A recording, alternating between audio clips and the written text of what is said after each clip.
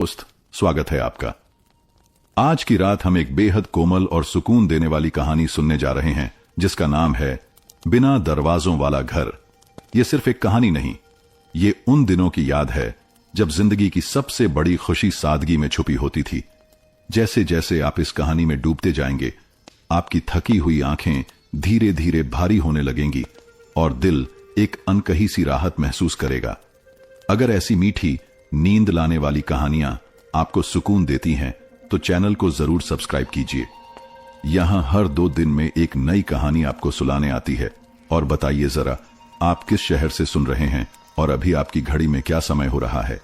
आपके हर कमेंट से, हर लाइक से ये एहसास होता है कि आप वहीं कहीं हैं, सुन रहे हैं और इस नींद भरी दुनिया में मेरे साथ चल रहे हैं। अब चलिए, रोशनी धीमी कर लीजिए, पंखे की हल्की आवाज को महसूस कीजिए और धीरे धीरे आंखें बंद कर लें, क्योंकि अब हम चल पड़ते हैं उस घर की ओर जहां कोई दरवाजा नहीं था और नींद हमेशा खुली मिलती थी। धवलपुर एक ऐसा कस्बा था जो मानो समय की रफ्तार से थोड़ा पीछे चल रहा था। यहां सुबहें धीरे खुलती थीं, दोपहरें नीम की छांव में ठहर जाती थीं और शामें पीले बल्बों की रोशनी में पुरानी कहानियां सुनाती थीं। शहर की आपाधापी से दूर ये जगह किसी पुराने हिंदी उपन्यास की आखिरी पन्नों जैसी थी, थोड़ी भूली हुई पर आत्मा से भरी हुई। इसी कस्बे की बीच की गली में था एक छोटा सा घर जिसकी दीवारें हल्के नीले रंग की थीं और दरवाजा कभी बंद नहीं होता था। हां, आपने सही सुना, उस घर में कोई ताला नहीं था। घर के बाहर लगे लकड़ी के एक पुराने बोर्ड पर हाथ से लिखा हुआ था, यहां कोई ताला नहीं लगता क्योंकि यहां डर नहीं रहता। यह घर था प्रभात नारायण शुक्ला का, 70 वर्ष के वृद्ध पर मन से किशोर। उनका चेहरा सूरजमुखी की तरह खिला हुआ रहता और चाल में वो ठहराव होता जो सिर्फ एक लंबे शांत जीवन का अनुभव ही दे सकता है। उनकी पत्नी थी शारदा देवी, एक सौम्य स्त्री जिनके चेहरे पर एक अजीब सी स्थायी मुस्कान थी, जैसे उन्होंने जीवन के सारे दुख भीतर छुपाकर दुनिया को सिर्फ स्नेह बांटना चुना हो। इस घर की एक और खास बात थी, यह न सिर्फ ताले से खाली था बल्कि भय से भी मुक्त था। जब लोग पहली बार इस घर के पास से गुजरते तो रुक जाते, चौंकते, कुछ तो मुस्कुराते हुए कहते, क्या साहस है आजकल के जमाने में। लेकिन जो वहां बार बार आते उन्हें पता था कि यह साहस नहीं, एक जीवन दर्शन था, विश्वास की नींव। प्रभात बाबू हमेशा कहते थे, ताले चोरों को नहीं रोकते, बस हमें डराते हैं, और जब आदमी डरने लगता है तब भरोसा मरने लगता है। उनका यह विश्वास कोई नई सोच नहीं थी, बल्कि उनके पिता पंडित बद्री प्रसाद शुक्ला की दी हुई विरासत थी। पंडित जी स्वतंत्रता संग्राम सेनानी थे और उन्होंने कभी अपने घर की कुंडियां नहीं बंद की। वो कहते थे, जो देश के लिए लड़ सकता है वो अपने घर की रक्षा डर के ताले से क्यों करे। ये घर पीढ़ियों से वैसा ही था। दीवारें नई होती रहीं, छत बदली गई, फर्नीचर आधुनिक हुआ, लेकिन दरवाजा हमेशा खुला ही रहा। एक जीवित घर। इस घर में आने जाने वालों की कोई गिनती नहीं थी। बच्चों की हंसी वहां हर शाम गूंजती, बूढ़े लोग आकर बरामदे में अखबार पढ़ते और राह चलते यात्री अक्सर वहां रुककर पानी पीते। घर की रसोई में हमेशा एक बर्तन में अतिरिक्त खाना रखा रहता, कभी किसी भूखे के लिए, कभी किसी पालतू जानवर के लिए, या कभी बस इसलिए कि कभी कोई भूखा ना लौटे। शारदा देवी अक्सर कहती, जब दिल खुला हो तो दरवाजे को क्या बंद करना। लोगों की बातें धीरे धीरे यह घर पूरे धवलपुर का प्रतीक बन गया। लोग इस घर को खुला घर कहकर पहचानने लगे। किसी को रास्ता पूछना हो तो जवाब मिलता, उस घर के पास से मुड़ जाना जहां ताला नहीं लगता। कई बार चोरों की वारदातें शहर में हुई। लोगों ने प्रभात बाबू से कहा, कुछ दिन तो ताला लगा लीजिए, जमाना अच्छा नहीं। लेकिन वह मुस्कुराते और जवाब देते, अगर मुझे हर किसी पर शक करना पड़े तो जीने से बेहतर है मर जाना। शांति की सुबह, हर सुबह प्रभात बाबू अपने पुराने रेडियो पर राग भैरव बजाते हुए तुलसी के पौधे में पानी देते। शारदा देवी तुलसी पर जल चढ़ाकर हाथ जोड़ती और बरामदे में बैठ जाती। कभी कभी दोनों की बातचीत बहुत साधारण होती, जैसे आज चिड़ियाओं देर से आई, लगता है बारिश होगी, या पिछली बार रामू का बेटा जो आया था अब बड़ा हो गया होगा, आवाज भारी हो गई थी उसकी। उनकी बातें साधारण थीं, पर उनका जीवन असाधारण। एक धीमी आहट पर जीवन जब बहुत शांत होता है तो जैसे कहीं कोई करवट लेता है। एक अजीब सी हवा बहती है जो कहती है कुछ बदलने वाला है। प्रभात बाबू को वो हवा महसूस हुई थी। एक शाम जब वो बरामदे में बैठे थे, उन्होंने देखा सड़क से एक अजनबी लड़का 2 बार उसी घर के सामने से गुजरा। उसकी चाल धीमी थी, आंखें चौकन्नी, और चेहरे पर वो बेचैनी थी जो शायद भूख, डर और अपराध बोध के मेल से पैदा होती है। प्रभात बाबू ने उसे गौर से देखा, लेकिन कुछ नहीं कहा। शायद उन्हें कुछ महसूस हुआ था। वो सुबह धवलपुर की किसी भी और सुबह जैसी नहीं थी। न चिड़ियों की चहचहाहट पहले जैसी थी, न तुलसी पर जल चढ़ाते शारदा देवी के चेहरे की मुस्कान।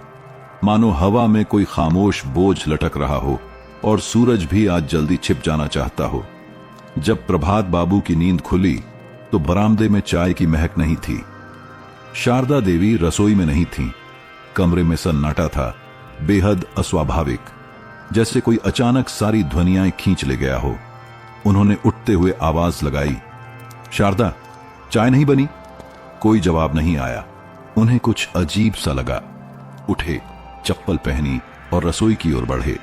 वहां शारदा देवी खड़ी थीं, लेकिन बेजान सी। उनके हाथ कांप रहे थे और चेहरा पीला पड़ा था। वो उस पुराने संदूक को घूर रही थीं जो अब वहां नहीं था। प्रभात जी, संदूक वो नहीं है। शब्दों ने जैसे कमरे की हवा काट दी। प्रभात बाबू ने तुरंत पूरे घर का मुआयना किया। बैठक में रखा पीतल का वह घड़ा जिसमें कभी उनके पिता ने आजादी की लड़ाई के चंदे के पैसे रखे थे, वो भी गायब था। शारदा की शादी की 2 साड़ियां जो उन्होंने बड़े जतन से सहेज कर रखी थीं, वो भी नहीं थीं। और अलमारी का छोटा सा लॉकर जो अक्सर खाली रहता था, लेकिन पिछले हफ्ते किसी रिश्तेदार से उधार लिए 5,000 रुपए उसमें रखे थे, वो भी खोल दिया गया था।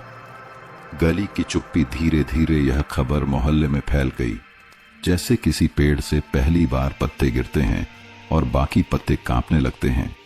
लोग घर के बाहर जमा हो गए। किसी के चेहरे पर चिंता थी, किसी पर दया, और किसी की आंखों में वह सूना सा मैं तो पहले ही कहता था भाव। आजकल भरोसे की कीमत यही रह गई है। ताला तो जरूरी है भाई, दुनिया वही है। लेकिन प्रभात बाबू चुप थे। वो ना गुस्से में थे, न टूटे हुए। वे बस सुन रहे थे, जैसे उनकी आत्मा किसी और आवाज की प्रतीक्षा कर रही हो। एक कागज का टुकड़ा जब सब मुआयना खत्म हो गया तो बरामदे के कोने में शारदा देवी ने कुछ देखा। एक कागज आधा मुड़ा हुआ, नीले स्याही से लिखा, बरामदे के फर्श पर सीढ़ियों के पास पड़ा था। प्रभात जी, ये देखिए। उन्होंने वो कागज उठाया। पेपर पतला था, थोड़ी गंध भी थी, जैसे किसी भीगे हुए कमरे से आया हो। लिखा था, मैं चोर हूं, लेकिन यह पहला घर था जहां मैं दरवाजा नहीं तोड़ सका, क्योंकि वह पहले से खुला था। मैं ले गया सामान, पर छोड़ आया आत्मग्लानि। आपने मुझ पर भरोसा किया और मैंने उसे तोड़ दिया, लेकिन यकीन मानिए, इस घर ने मुझे बदल दिया है। हो सकता है मैं वापस आऊं, कुछ लौटाने या खुद को। एक अजनबी। पूरा मोहल्ला चुप था, जैसे कोई आंधी आई थी और सब कुछ उड़ा नहीं, बल्कि कुछ बहुत गहरे बैठा गई हो। प्रभात बाबू ने वह चिट्ठी 2 बार पढ़ी। उनके होठों पर हल्की सी मुस्कान आई, जो शायद पीड़ा में भी आस्था की झलक थी। शारदा, इस चोरी में कुछ गया है, पर कुछ आया भी है। शारदा देवी ने कोई जवाब नहीं दिया, पर उनकी आंखें गीली थीं। भरोसे की पहली परीक्षा उस रात घर के दरवाजे पर कोई कुंडी नहीं चढ़ाई गई। मोहल्ले में कई घरों ने नए ताले खरीद लिए, खिड़कियों पर जाली लगवा ली, और कुछ ने सीसीटीवी लगाने की बात शुरू की। लेकिन उस घर में सब पहले जैसा ही रहा। प्रभात बाबू ने फिर से तुलसी को जल दिया। शारदा देवी ने फिर वही बरामदे वाला आसन लिया, और बच्चों के लिए पानी की बाल्टी अब भी वहीं रखी जाती रही। पर अब एक चीज बदल गई थी, वो चिट्ठी अब बरामदे की दीवार पर एक फ्रेम में टंगी थी, जैसे कोई शपथ पत्र हो, जैसे कोई आईना जो इंसान को उसका चेहरा दिखा दे। चिट्ठी जाने किस हाथ से लिखी गई थी, पर उसके शब्द सीधे दिल में उतर गए थे। उस दिन के बाद प्रभात बाबू रोज सुबह चिट्ठी के पास कुछ देर बैठते, जैसे किसी मौन संवाद में लिप्त हों, जिसे कोई और न समझे, बस एक बूढ़ा और उसकी आस्था। शारदा देवी कभी कभी उनसे पूछती, क्या आपको सच में लगता है वो लौटेगा? वो मुस्कुराते हुए कहते, जिस दिल में अपराध बोध जन्म ले लेता है वो कभी चैन से नहीं रह सकता। लौटेगा या खुद से भागता रहेगा। वो कौन था? उस अजनबी के बारे में कोई कुछ नहीं जानता था। पुलिस को सूचना देने की बात उठी, पर प्रभात बाबू ने इनकार कर दिया। अगर उसे सजा देने से बेहतर है उसे बदलने देना, तो मैं दूसरी राह चुनता हूं। मोहल्ले वालों ने इसे पागलपन कहा, पर धवलपुर में यह पहला पागलपन नहीं था। पहले भी बहुतों ने कहा था, इस घर का ताला न लगाना मूर्खता है, लेकिन शायद कुछ मूर्खताएं ही समाज की नींव बदल देती हैं। चोर की रात अब दृश्य बदलता है। चलिए उस तरफ चलते हैं जहां से चिट्ठी आई थी। एक तंग सी गली में रेलवे लाइन के पार टूटी हुई छत के नीचे एक लड़का बैठा था। नाम अर्जुन, उम्र लगभग 21 वर्ष। चेहरा झुलसा हुआ नहीं था, पर थका हुआ जरूर था। आंखें डरी हुई थीं, पर अब उनमें कुछ नया था, झिंक। उसने चोरी से जो रुपए लिए थे उनमें से आधे तो उसने फेंक दिए थे एक गटर में, बाकी उसके पास थे, पर वो उन्हें छू भी नहीं रहा था, जैसे वो अब अपने हाथों से डरने लगा हो। उसने खुद से कहा, मैंने कभी नहीं सोचा था कि कोई मुझ पर भरोसा करेगा। मुझे आदत थी बंद दरवाजों की, ताले तोड़ने की, पर वो घर, उसने मुझे चौंका दिया। उसे याद आया जब वो उस घर में दाखिल हुआ था। कोई आवाज नहीं, कोई डर नहीं। अलमारी खुली, संदूक सामने, कुछ रुपए हाथ में, और फिर उस दीवार पर टंगी तस्वीरें। एक में प्रभात बाबू अपने पोते के साथ हंसते दिख रहे थे, एक में शारदा देवी तुलसी के पास बैठी थीं और एक छोटे बच्चे को पानी पिलाते हुए। वो मेरे जैसे किसी को पानी पिला रही थीं, बिना सवाल पूछे। उसके हाथ कांपने लगे थे, पर वह सामान लेकर चला गया, क्योंकि भूख और आदत ने अब तक आत्मा से लड़ाई जीती थी।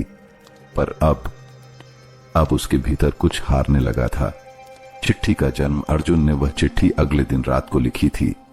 उसने एक पुराना कागज लिया, एक टूटी हुई पेन चुराई और पहला वाक्य लिखा, मैं चोर हूं। फिर एक एक शब्द जैसे उसके भीतर से टपकता गया। जब सुबह हुई तो वो चिट्ठी लेकर फिर उसी गली में लौटा। वहां खड़ा रहा। दूर से देखा कि घर के बुजुर्ग तुलसी को जल दे रहे हैं। उसने चुपचाप आकर चिट्ठी रख दी और चला गया। लेकिन उस रात से अर्जुन की नींद टूट गई थी। अब कोई उसे सजा नहीं दे रहा था, पर आत्मा का सवाल पीछा कर रहा था। प्रभात बाबू की प्रतीक्षा अर्जुन की कहानी से दूर। उधर प्रभात बाबू अब हर शाम एक दीपक दरवाजे के पास जलाने लगे थे। दीपक छोटा था, लौ धीमी थी, पर उसकी गर्मी किसी को रास्ता दिखाने के लिए काफी थी। एक शाम उन्होंने शारदा से कहा, मैं दीपक इसलिए जलाता हूं ताकि अगर वो लौटे तो अंधेरे में रास्ता न भटके। शारदा देवी ने पूछा, और अगर वो कभी न लौटे? वो बोले, तो कम से कम मेरे अंदर की रोशनी कभी बुझने न पाए। एक सप्ताह बीत गया। एक रात जब धवलपुर में गरज के साथ बारिश हो रही थी और हर घर की खिड़कियां बंद थीं, वो घर अब भी खुला था। बरामदे में रखे दीपक की लौ बारिश में कांप रही थी। अचानक एक आहट हुई। दरवाजे पर एक साया दिखाई दिया, गिला, कांपता, रुका हुआ, और फिर एक धीमी दस्तक। बारिश थमी नहीं थी। बिजली की चमक के बीच वो साया फिर दिखाई दिया, दरवाजे के बाहर, गीला और कांपता हुआ। भीतर दीपक की लौ भी अब बुझने के कगार पर थी, लेकिन बुझी नहीं, मानो वह लौ किसी प्रतीक्षा में अड़ी हुई थी। दरवाजे पर तीसरी बार हल्की सी दस्तक हुई। प्रभात बाबू ने धीरे से आंखें खोली। वे बैठक में सो रहे थे, लेकिन जैसे किसी अदृश्य ध्वनि ने उन्हें जगा दिया हो। शारदा देवी भी उठ गईं। दोनों ने एक दूसरे की ओर देखा, चुपचाप, बिना शब्दों के। प्रभात बाबू ने दरवाजे की ओर कदम बढ़ाए। उन्होंने दरवाजा खोला नहीं, क्योंकि वो पहले से खुला था। सामने खड़ा था एक लड़का, भीगा, थका और डरा हुआ। अर्जुन। मौन का पहला संवाद। प्रभात बाबू ने बिना कुछ पूछे उस पर एक नजर डाली। न घूरा न टोका, बस देखा जैसे कोई किसान देखता है कि बीज फूट पड़ा है मिट्टी से। शारदा देवी ने एक पुराना तौलिया लाकर दरवाजे के पास रख दिया। कुछ भी नहीं कहा। अर्जुन ने हाथ जोड़ दिए। होंठ खुले पर शब्द नहीं निकले।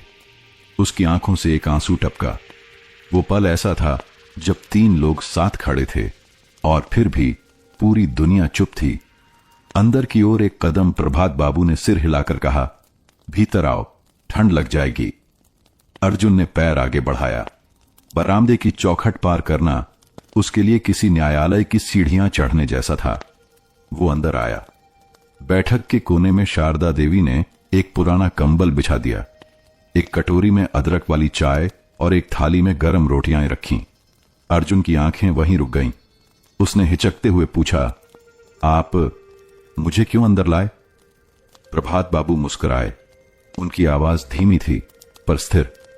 क्योंकि तुमने दस्तक दी। चोर चुपचाप आता है बेटा, दस्तक देकर। रात का चुपचाप पुनर्जन्म। उस रात अर्जुन ने बहुत कम खाया पर बहुत कुछ पी लिया। माफी, मौन और मानवता। शारदा देवी ने उसका सिर पोंछते हुए पूछा, कहां से आए हो? उसने सिर झुका लिया। भागा था सब जगह से, घर से, रिश्तों से, खुद से। और अब? प्रभात बाबू ने पूछा। अब लगता है शायद लौट सकता हूं। प्रभात बाबू ने कहा, कोई भी लौट सकता है, बस मन का दरवाजा खुला रखना पड़ता है। दीवार की ओर देखा। उसने अर्जुन की निगाह उस फ्रेम की ओर गई जिसमें उसकी चिट्ठी टंगी थी। उसे पढ़कर उसकी सांसें तेज हो गईं। आपने इसे हटाया क्यों नहीं? क्योंकि यह हमारी सबसे कीमती चीज बन गई है। अर्जुन की आंखें भर आईं। उसने कहा, मैं सब लौटा दूंगा जो ले गया था। प्रभात बाबू ने सिर हिलाया।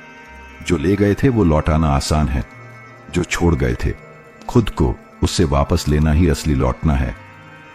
उस रात कुछ बदला रात बीत गई, लेकिन उस घर में एक नया सवेरा पहले ही जन्म ले चुका था। पहली बार अर्जुन चैन की नींद सोया। शारदा देवी ने उसके सिर के पास एक दीपक रखा। प्रभात बाबू ने खिड़की खुली छोड़ी, जैसे भरोसा अब फिर से बहने लगा हो। मोहल्ला नहीं जानता था कि उस घर में क्या हुआ, लेकिन अगले दिन जब कोई पूछता, वो चोर पकड़ा गया, प्रभात बाबू बस मुस्कुराते और कहते, नहीं, वो पकड़ा नहीं, समझा गया है। सवेरा जब धवलपुर पर फैला तो वो पहले जैसा नहीं था। सूरज वैसे ही उगा, चिड़ियां वैसे ही चहचहाएं, लेकिन प्रभात बाबू के घर के बरामदे में एक नई चप्पल रखी थी। थोड़ी पुरानी, थोड़ी घिसी हुई, और वह संकेत था कि कोई नया आया है और अब कहीं नहीं जाएगा। अर्जुन उस सुबह बहुत जल्दी उठ गया था। वह बरामदे की सफाई कर रहा था, झाड़ू लगा रहा था, पौधों में पानी डाल रहा था, जैसे एक बच्चा जो कुछ तोड़ने के बाद उसे ठीक करने को बेताब हो। शारदा देवी ने देखा और मुस्कुराई। उन्होंने चाय के साथ हल्की सी पुकार दी, बेटा चाय पी लो, बरामदे का धरती मां है, सेवा तो दिन भर चलती है। अर्जुन थोड़ा सकुचाया, धीरे से चाय लेकर बैठ गया। मैं कुछ काम करना चाहता हूं, जो आपने खोया था उसे लौटाना चाहता हूं। प्रभात बाबू वहीं अखबार पढ़ रहे थे। उन्होंने चश्मा उतार कर कहा, काम करना अच्छा है बेटा, लेकिन उसे माफी से जोड़ोगे तो बोझ बन जाएगा। अगर उसे सेवा से जोड़ोगे तो जीवन बन जाएगा। एक नई भूमिका। उसी दोपहर अर्जुन ने घर के पुराने कोठार की सफाई शुरू की। वहां पुरानी किताबें, कुछ लकड़ी की अलमारियां और टूटा फर्नीचर पड़ा था। उसने देखा वहां एक तरफ बच्चों के पुराने खिलौने भी थे। ये सब? अर्जुन ने पूछा। शारदा देवी बोली, कभी मोहल्ले के बच्चों के लिए लाइब्रेरी और खेल का कोना था ये, पर समय ने धूल चढ़ा दी। अर्जुन चुप रहा, फिर धीरे से बोला, तो फिर समय को उल्टा बहा लेते हैं। अर्जुन का संकल्प। अर्जुन ने उसी दिन से कोठार को नया रूप देना शुरू किया। वो रोज मोहल्ले के बच्चों से बात करता, उनकी किताबें मांगता, टूटे खिलौनों को जोड़ता और पुराने फर्नीचर की मरम्मत करता।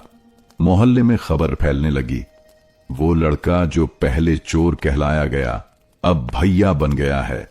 शुरुआत में लोग हिचकिचाए, लेकिन धीरे धीरे बच्चे खींचे चले आए और एक हफ्ते में कोठार बन गया, विश्वास कक्ष। दरवाजे के ऊपर अर्जुन ने खुद लिखा, ये कमरा भी खुला है क्योंकि यहां डर नहीं रहता। एक नया नाम। एक दिन मोहल्ले की एक बुजुर्ग महिला ने पूछा, बेटा तुम्हारा नाम अर्जुन है ना? प्रभात बाबू ने मुस्कुराकर जवाब दिया, अब वो अर्जुन नहीं, अब वो प्रकाश है, क्योंकि जहां वो जाता है अब वहां उजाला होता है। शारदा देवी ने हामी भरी। अर्जुन तीर चलाता था, प्रकाश राह दिखाता है। अर्जुन, अब प्रकाश चुपचाप सुनता रहा। उसकी आंखों में आंसू थे, पर होठों पर पहली बार आत्मगौरव की सी मुस्कान थी। पुराने पैसे का उत्तर। कुछ दिन बाद जब विश्वास कक्ष पूरी तरह तैयार हो गया, प्रकाश ने एक पुराना थैला प्रभात बाबू के सामने रखा। जो मैंने लिया था, ये उसी का उत्तर है। रुपए भी हैं और कुछ सामान भी जो मैंने दोबारा कमाकर खरीदा। प्रभात बाबू ने थैला नहीं खोला। उन्होंने कहा, हमारे लिए सबसे कीमती चीज वो थी जो तुम वापस नहीं लाए, क्योंकि तुम खुद बन गए वो विश्वास। प्रकाश की आंखें भर आईं। मैं कभी सोचा नहीं करता था कि मैं लौट पाऊंगा। शारदा देवी ने उसका सिर सहलाया। जो घर बिना दरवाजे के हो, वहां कोई भी लौट सकता है, बस दरवाजा नहीं, दिल खुला चाहिए। अब हर रविवार को विश्वास कक्ष में बच्चों के लिए कहानियां सुनाई जाती। बूढ़े वहां बैठकर अखबार पढ़ते और राहगीर चाय के साथ विश्राम पाते। लोग अब कहते, वो जो घर है ना जहां कभी चोरी हुई थी, अब वहां दिल खुलते हैं, ताले नहीं। कुछ महीने बीत चुके थे। धवलपुर में गर्मियां लौट आई थीं और पेड़ पौधों की हरियाली के बीच विश्वास कक्ष बच्चों की हंसी और कहानियों से गूंजता रहता। प्रभात बाबू की सुबहें अब अखबार नहीं, बच्चों की आवाजों से शुरू होती थीं और शारदा देवी की रसोई से फिर वही गुड़ वाली चाय की महक लौट आई थी। और प्रकाश अब मोहल्ले के लिए एक नाम नहीं, एक उदाहरण बन चुका था। एक सामान्य सी दोपहर। उस दिन दोपहर कुछ अलग नहीं थी। प्रकाश यानी पहले वाला अर्जुन किताबों की अलमारी को सही कर रहा था जब एक 8-9 साल की लड़की आई, नाम नेहा। उसकी आंखों में कुछ बेचैनी थी। भैया, ये कोई चिट्ठी गिर गई है। विश्वास कक्ष के दरवाजे के पास पड़ी थी। प्रकाश ने चिट्ठी ली। कागज पीला सा था, कोने मुड़े हुए, लेकिन अक्षर साफ थे। उसे खोलते ही जैसे हवा का रुख बदल गया। चिट्ठी में क्या था? मैंने भी कभी चुराया था, दूसरों का नहीं, अपना भविष्य। मैं जानता हूं आप कौन हैं, मैं जानता हूं आप क्या थे और अब क्या बन गए, लेकिन मुझे नहीं लगता कि मैं बदल सकता हूं। फिर भी अगर कभी हिम्मत हो तो क्या मुझे भी एक दरवाजा मिलेगा, एक और खोया हुआ इंसान। प्रकाश देर तक उस चिट्ठी को पढ़ता रहा। उसका मन जैसे फिर उसी मोड़ पर लौट गया जहां कभी वह खुद खड़ा था।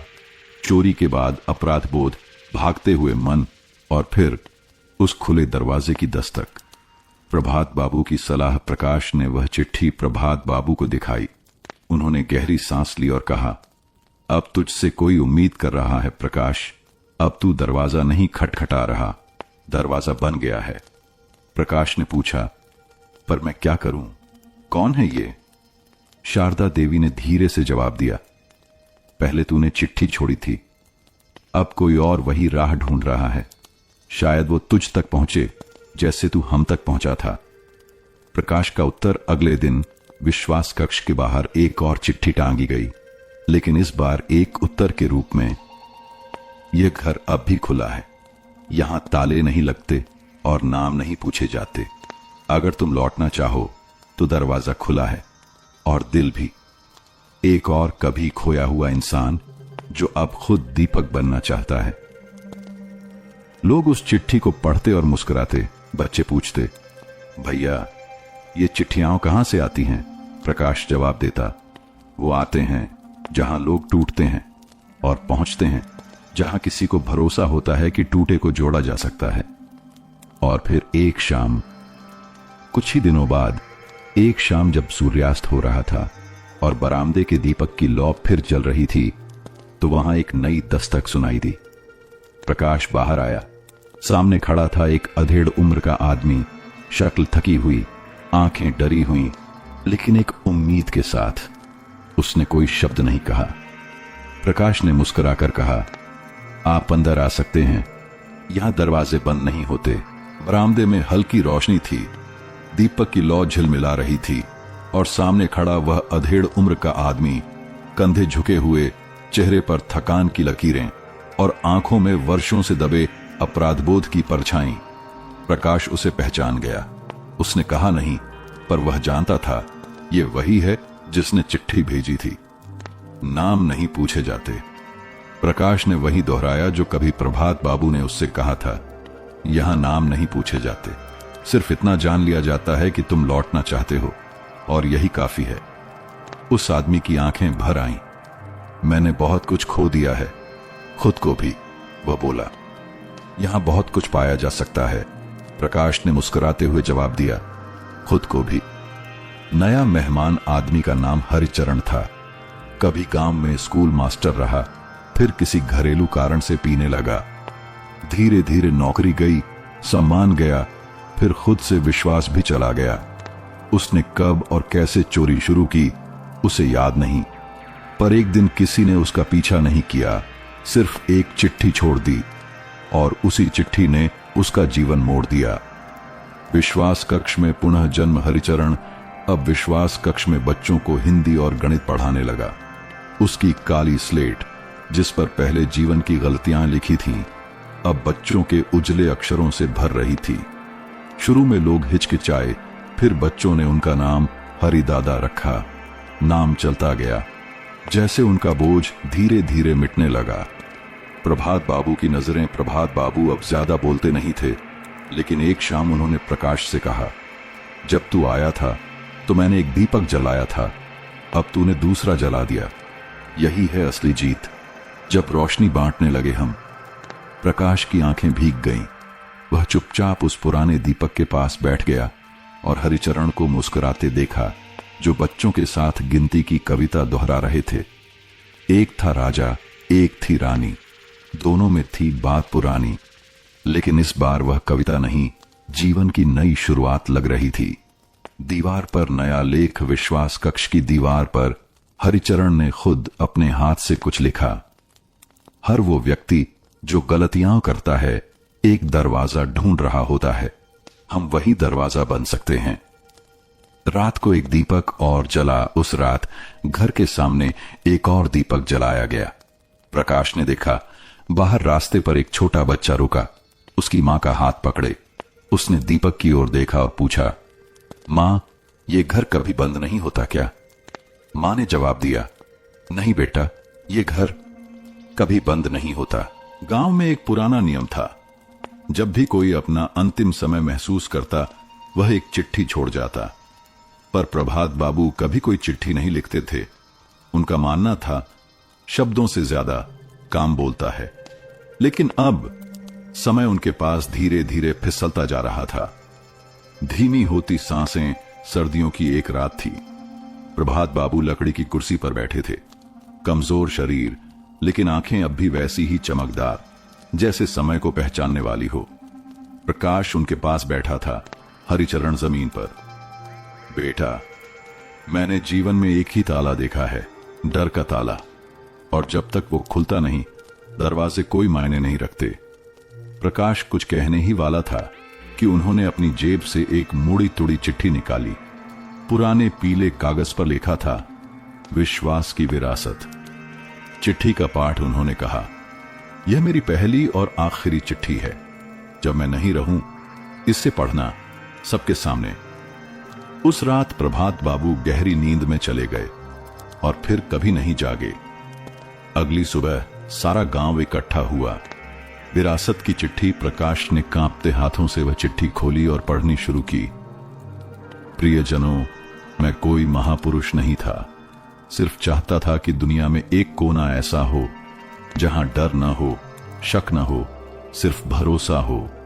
बिना दरवाजों वाला घर कोई ईंट पत्थर की चीज नहीं, यह एक सोच है। जिस दिन तुम किसी टूटे हुए को अपनाओगे, किसी अजनबी को मौका दोगे और किसी चोर को इंसान की तरह देखोगे, उसी दिन यह घर हर जगह होगा।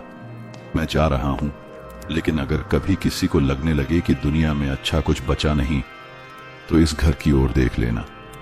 प्यार से, प्रभात। सिर्फ एक और दीपक। उस शाम जब अंतिम संस्कार हुआ तो गांव भर में किसी ने रोशनी नहीं बुझाई।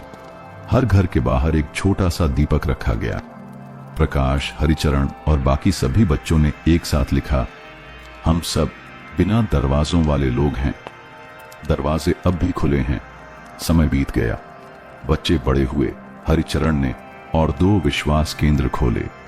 प्रकाश ने गांव के बाहर एक छोटा सा पुस्तकालय खोला, जहां पहली किताब थी प्रभात की चिट्ठियां, और उसके पहले पन्ने पर लिखा था, यह कहानी खत्म नहीं होती, क्योंकि ये एक दरवाजा है और दरवाजे बंद नहीं होते। प्रभात बाबू की चिट्ठी के बाद जैसे पूरे गांव में कुछ बदल गया था। अब वो घर सिर्फ एक जगह नहीं था, बल्कि हर इंसान के भीतर बनने लगा था। एक ऐसा स्थान जहां डर नहीं, भरोसा हो। हरिचरण की पहल। हरिचरण ने गांव की पुरानी अनाज कोठरी को एक नया रूप दिया। उसने एक तख्ती लगाई, यह जगह है विश्वास केंद्र। यहां कोई भूखा नहीं जाएगा, यहां कोई सवाल नहीं पूछा जाएगा, यहां कोई दरवाजा नहीं होगा। शुरुआत में कुछ लोगों ने सवाल किए, क्या ऐसा चल पाएगा? लोग इसका फायदा नहीं उठाएंगे? हरिचरण बस मुस्कुराता था। जो फायदा उठाते हैं उन्हें सबसे ज्यादा जरूरत होती है। पहले भरोसा दें, फिर देखिए बदलाव। प्रकाश का पुस्तकालय। प्रकाश ने गांव के कोने में एक छोटी सी झोपड़ी को प्रभात पठनालय बना दिया। वहां एक बोर्ड टंगा था, पढ़ो, चुपचाप जाओ, किताब लौटाओ या न लौटाओ, बस किसी और को पढ़ने दो। धीरे धीरे किताबें आने लगीं। कभी बच्चों की कॉपियां, कभी गांव के बड़ों की आत्मकथाएं। लोग अब पढ़ने से ज्यादा सोचने लगे थे। गांव में बदलाव। जब राधा चाची की गाय बीमार पड़ी तो बिना कहे 8 लोग दवा ले आए। जब किशन को खेत में चोट लगी तो अगली सुबह उसके खेत खुद ब खुद जुट चुके थे। जब किसी ने गांव की दीवार पर लिखा, अब लोग मास्क नहीं मुस्कान बांटते हैं, तो किसी ने नीचे जोड़ा, क्योंकि हम सब बिना दरवाजों वाले हो गए हैं। एक चोर की वापसी। इसी बीच एक बूढ़ा आदमी चुपचाप गांव आया, कमजोर, लाठी के सहारे। हरिचरण ने उसे पहचान लिया। वही चोर जिसने वर्षों पहले प्रभात बाबू के घर से सामान चुराया था और चिट्ठी छोड़ी थी। गांव वाले ठिठक गए, पर हरिचरण ने आगे बढ़कर उसका हाथ थामा और कहा, आपका स्वागत है हमारे घर में, हमारे दिल में। वो बूढ़ा आदमी फूट फूट कर रोने लगा। मंदिर की दीवार पर लिखा गया। गांव के मंदिर की दीवार पर आज भी ये पंक्तियां चमक रही हैं, जिस घर में दरवाजे न हो वहां इंसान अंदर नहीं आता, उसका भरोसा आता है। गांव में हुए परिवर्तन की सुगंध अब हवाओं के साथ दूर तक पहुंच चुकी थी। अखबारों में छोटी सी खबर छपी, एक गांव जहां दरवाजों की जरूरत नहीं रही। वो गांव जो पहले किसी नक्शे पर एक नामभर था, अब प्रेरणा बनकर उभर रहा था। पत्रकार की पहली यात्रा। एक युवा पत्रकार अन्विता मिश्रा ने उस खबर को पढ़ा और उसका मन बेचैन हो उठा। वो शहर की चकाचौंध से अलग कुछ सच्चा देखना चाहती थी, और इसीलिए एक दिन वह हरिचरण के गांव पहुंच गई। हरिचरण ने मुस्कुराकर उसका स्वागत किया। आप दरवाजे की तलाश में आई हैं या विश्वास की? अन्विता थोड़ी हंसी। दोनों, उसने कहा। अन्विता की डायरी से एक पन्ना। मैंने आज एक ऐसा घर देखा जो खुला था, केवल ईंट और लकड़ी से नहीं, बल्कि दिलों से। वहां कोई ताले नहीं थे, पर फिर भी चोरी नहीं हुई, और जहां चोरी हुई वहां एक चिट्ठी ने एक विचार चुरा लिया और लौटाया भी। शहर में हलचल। अन्विता का लेख शहर के बड़े अखबारों में छपा। बिना दरवाजों वाला गांव, जहां लोग भरोसा चुराते नहीं, बांटते हैं। इस लेख ने शहर के युवाओं को झकझोर दिया। कॉलेजों में चर्चा होने लगी, क्या हम भी ऐसा कुछ बना सकते हैं? एक आर्किटेक्चर के छात्र समूह ने प्रस्ताव दिया, हम एक सार्वजनिक विश्वास स्थल बनाएंगे जहां कोई भी आकर किताबें, खाना या कपड़े छोड़ सके और कोई भी बिना सवाल लिए जा सके। हरिचरण को बुलावा। कुछ महीनों बाद हरिचरण को एक विश्वविद्यालय से बुलावा आया। आइए, अपने विचार बताइए, लोग सुनना चाहते हैं। पहली बार उसने गांव से बाहर कदम रखा। लाखों की भीड़, तेज लाइट्स, कैमरे, पर जब वह मंच पर गया तो वही पुरानी मुस्कान। मैं कोई बड़ा आदमी नहीं, मैं बस एक दरवाजा हटाने वाला हूं। बात जो दिलों में घर कर गई। उसने कहा, अगर हम दरवाजे हटाना नहीं सीखेंगे तो दीवारें ऊंची होती जाएंगी, और जब दीवारें ऊंची हो जाती हैं तो इंसान बौना रह जाता है। श्रोताओं में सन्नाटा था, फिर तालियां बजीं, ऐसी जो सोच बदल दें। शहर में पहला विश्वास केंद्र।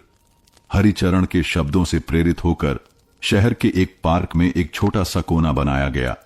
एक छायादार बेंच, एक खुली अलमारी, एक बोर्ड, जो चाहिए ले जाओ, जो बचा है छोड़ जाओ।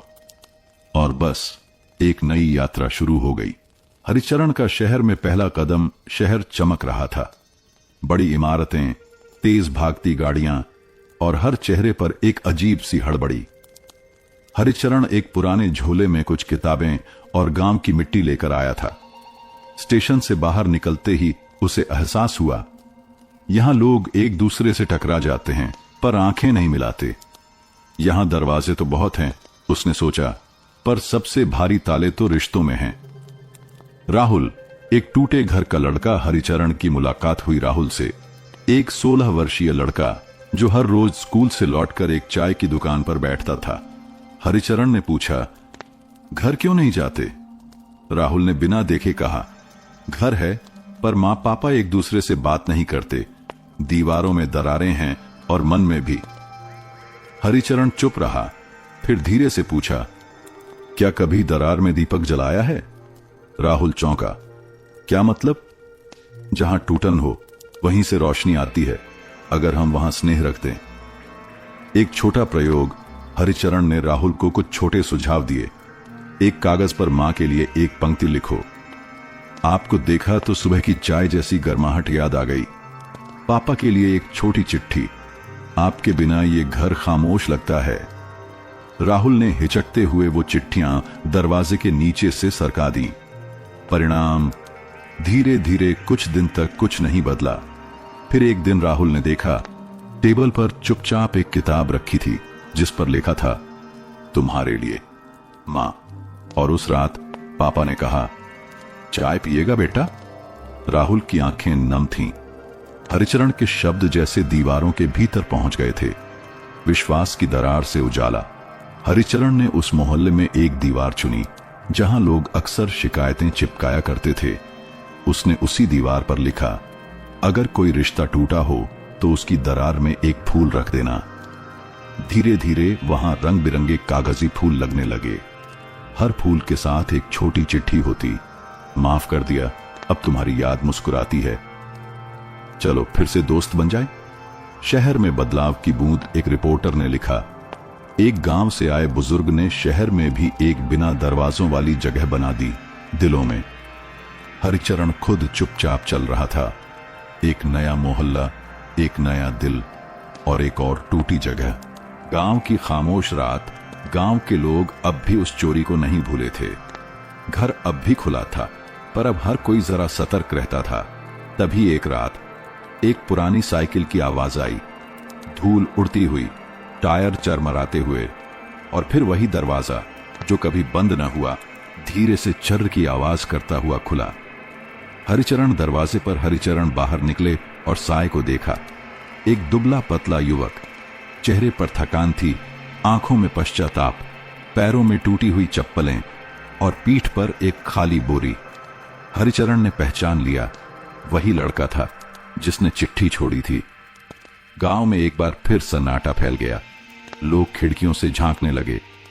हरिचरण की आंखों में सवाल नहीं था। हरिचरण ने केवल पूछा, थक गए हो? लड़का कांपती आवाज में बोला, हां, बहुत। हरिचरण ने दरवाजा पूरी तरह खोल दिया, जैसे कहना हो अब भी कोई ताला नहीं लगा। एक सभा बोली। अगले दिन गांव में पंचायत बुलाई गई। सबका मन भारी था, डर, गुस्सा, असहायता। लेकिन हरिचरण ने सभी से कहा, इसने चोर की तरह लिया, लेकिन एक इंसान की तरह लौट आया है। अगर हम इसका स्वागत न करें तो हम उस घर जैसे नहीं रहेंगे जो बिना दरवाजे के बना था। लड़के की सच्चाई उस युवक ने आंखों में आंसू ली कहा, मैंने वह सब कुछ लिया जो हाथ आया, पर चिट्ठी में जो आपने लिखा था, विश्वास कोई ताला नहीं, एक प्रकाश है, वो मुझे अंदर से तोड़ गई। मैं हर शहर में भागा, पर आपके शब्दों से नहीं भाग सका। गांव की प्रतिक्रिया। एक बुजुर्ग उठे, बोले, तूने गलती की, हां, पर तुझ में लौट आने की हिम्मत थी। तेरा स्वागत है, लेकिन अब तुझसे एक वादा चाहिए। युवक ने सिर झुका लिया। मैं यहीं रहूंगा, काम करूंगा और यह भरोसा लौटाऊंगा। उसका नाम? हरिचरण ने मुस्कुराकर पूछा। तुम्हारा नाम क्या है बेटे? लड़का बोला, आकाश। हरिचरण ने कहा, फिर तू अब इस घर का भी आकाश है। जैसे ये घर खुला है, अब तेरा मन भी खुला रहे।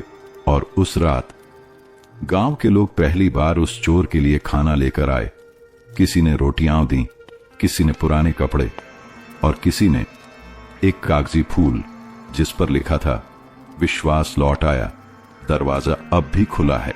गांव का नया सपना, जिस गांव ने कभी डर के साए में नींद खो दी थी, अब वहां उम्मीद की महक आने लगी थी। आकाश अब चुप नहीं रहता। वो रोज सुबह हरिचरण के साथ खेतों में जाता, बुजुर्गों के साथ बैठकर उनके अनुभव सुनता और सबसे ज्यादा गांव के बच्चों के साथ खिलखिलाता। पर एक दिन उसने कहा, मैंने लिया था बिना इजाजत, अब कुछ लौटाना चाहता हूं, बिना शर्त। रसोई की शुरुआत गांव के बीचों बीच एक पुरानी झोंपड़ी थी, कभी भंडार के लिए इस्तेमाल होती थी। उसे आकाश ने साफ किया, चूना पुताई की, दीवार पर एक लकड़ी की पट्टी टांगी। भरोसे की रसोई, जो चाहिए ले जाओ, जो बन पड़े छोड़ जाओ, कोई दरवाजा नहीं। गांव वालों की दुविधा। शुरुआत में लोग हिचकिचाए, अगर सब लेकर चले गए तो? हरिचरण ने मुस्कुराकर कहा, ताले वाले घर में भी चोरी होती है। यहां अगर कुछ चुराया गया तो वो हमारी उम्मीद नहीं होगी, बल्कि हमारी परीक्षा। पहली रात रसोई में रखा गया था एक बोरी चावल, 2 किलो दाल, कुछ आलू और एक कागज। जरूरत से ज्यादा मत लेना, पीछे कोई भूखा हो सकता है। अगली सुबह थोड़ा चावल गया था, थोड़े आलू भी, लेकिन एक नया पैकेट नमक और कुछ टमाटर रखे मिले। धीरे धीरे एक महिला ने आकर 2 रोटियां छोड़ी। एक लड़का स्कूल जाते समय गुड़ की डली रख गया। एक बुजुर्ग ने अपनी पेंशन से चाय पत्तियां दान की और वो रसोई चल पड़ी, बिना ताले, बिना चौकीदार। एक दिन एक खत, एक महिला ने एक नोट छोड़ा, मैं विधवा हूं, 2 बच्चे हैं। कभी लगता था दुनिया पत्थर है, इस रसोई से सिर्फ खाना नहीं, मैंने भरोसा पाया है। हरिचरण ने वो पंक्तियां गांव की चौपाल पर पढ़ी। लोग खड़े हुए, नारे नहीं, सिर्फ मौन सम्मान में। आकाश का बदलाव। आकाश अब गांव का सिर्फ निवासी नहीं था, वह बन गया था विश्वास का रक्षक। कभी जो चोरी करके भागा था, अब रोज दूसरों की थालियों में उम्मीद परोसता था। गांव की दीवार पर लिखा गया, भरोसा बंद दरवाजों में नहीं पलता, वह खुली बाहों, खुले दिल और खुली रसोई में जीता है। अफवाह की आंधी। रात के 8 बजे चौपाल पर एक दौड़ता हुआ लड़का आया। अम्मा कह रही थीं, शहर से कुछ अजनबी गांव में घुसे हैं और शायद भरोसे की रसोई को लूटने आए हैं। लोग सन्न रह गए। कुछ ने कहा, कहां था, ताला लगाओ। कुछ ने कहा, अब भी समय है। हरिचरण शांत रहे, बोले, जिस पर भरोसा नहीं था, हमने उसी से भरोसा सीखा था। अब भरोसे की रक्षा हथियार से नहीं, अपने दिल से करनी होगी। रात का पहरा। रसोई के पास कुछ युवा बैठ गए, पर हाथ में लाठी नहीं, बस चाय के कप और कहानियों की बुनाई। किसी ने कहा, अगर कोई आए तो पूछना, भूखा है क्या? किसी ने जोड़ा, अगर हां कहे तो पहले खाना देना। वो आए। रात करीब 2:30 बजे 3 परछाइयां दिखीं, धीरे धीरे पास आईं। एक आदमी, एक औरत और उनके साथ एक छोटा बच्चा। चौकी पर बैठे मोहन ने पूछा, भाई भूख लगी है क्या? आदमी रुका, कांपती आवाज में बोला, हम भागे हुए हैं, पेट में 2 दिन से कुछ नहीं गया, डर था कि लोग भगा देंगे। मोहन हंसा नहीं, डराया नहीं, बस कहा, आओ पहले कुछ खा लो, फिर सुना देना कहानी। सुबह की चिट्ठी अगली सुबह रसोई में एक कागज पड़ा मिला। हम वो नहीं थे जिनसे डर था, लेकिन आपने जो दिया वो सिर्फ खाना नहीं था, आपने हमें इंसान होने का एहसास दिया। अब हम भी अपनी जगह एक भरोसे की रसोई बनाएंगे। गांव की प्रतिक्रिया अब गांव को अफवाहें डराती नहीं थीं। अब वहां एक नया नियम था, जो डराता है उससे लड़ो नहीं, उसे भरोसे से जीत लो। हरिचरण की मुस्कान। हरिचरण ने आसमान की ओर देखा और कहा, शायद इसीलिए यह घर बिना दरवाजों वाला था, ताकि इंसान भीतर से खुल सके। सुभाष का हाथ गांव के सरकारी स्कूल की सफेद दीवार अब कुछ पुरानी लगने लगी थी। छिलती हुई पलस्तर, धूप से फटी हुई सतह। एक दिन 7वीं कक्षा का छात्र सुभाष एक कोने में बैठा था, हाथ में कोयला था। टीचर ने डांटा, क्या दीवार गंदी कर रहा है? पर उसने जवाब नहीं दिया। लिखी गई बात शाम को जब गांव वालों ने देखा तो उस दीवार पर एक पंक्ति चमक रही थी, अगर दरवाजे नहीं भी हों तो भी दिल बंद न होना चाहिए। सादा अक्षरों में लेकिन गहराई लिए हुए। गांव की प्रतिक्रिया। हरिचरण, रुक्मिणी, मोहन और कई अन्य लोग आए। कुछ ने मुस्कुराकर सिर हिलाया, कुछ बूढ़ों की आंखें भर आईं। सरपंच ने कहा, इस पंक्ति को मिटाना नहीं, ये हमारे गांव की पहचान है। नारा बन गया। अगले दिन स्कूल की प्रार्थना सभा में बच्चे बोले, हम वो गांव हैं जहां ताले नहीं हैं और दीवारें इबारत बन जाती हैं। शहर से पत्रकार आया, तस्वीर ली, अखबार में छपा, बिना ताले का गांव भरोसे का संदेश बन गया। सुभाष का सवाल। सुभाष ने हरिचरण से पूछा, दादा क्या एक बच्चा भी बदलाव ला सकता है? हरिचरण ने जवाब दिया, बदलाव कोई उम्र नहीं देखता, वो बस सच देखता है, और तूने सच्चाई लिख दी। संग्रहालय का निमंत्रण। कई महीनों बाद एक पत्र आया, राष्ट्रीय मानवता संग्रहालय, भोपाल से। हम आपके गांव की दीवार और उस पर लिखी इबारत को हमारे संग्रहालय में स्थान देना चाहते हैं। हरिचरण की प्रतिक्रिया। हरिचरण मुस्कुराए, हमें दीवार भेजने की जरूरत नहीं, हम वो भावना भेजेंगे जो हर दीवार को खुली किताब बना दे। गर्मी की एक दोपहर। 5 साल बीत चुके थे। गांव अब राज्य में मिसाल बन चुका था। बिना ताले वाला घर अब भी वैसा ही था, खुला, शांत और प्रेम से भरा। एक दोपहर जब रसोई में कुछ महिलाएं चावल धो रही थीं, एक अजनबी आदमी आकर चौखट पर खड़ा हो गया। चेहरा थका हुआ, कपड़े पुराने, आंखें झुकी हुई। उसकी चुप्पी। मोहन ने उसे देखा पर पहचाना नहीं।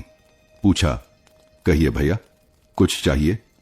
वो कुछ देर चुप रहा, फिर धीरे से बोला, मैं वो आदमी हूं जो 5 साल पहले यहां से चोरी कर गया था और एक चिट्ठी छोड़ गया था।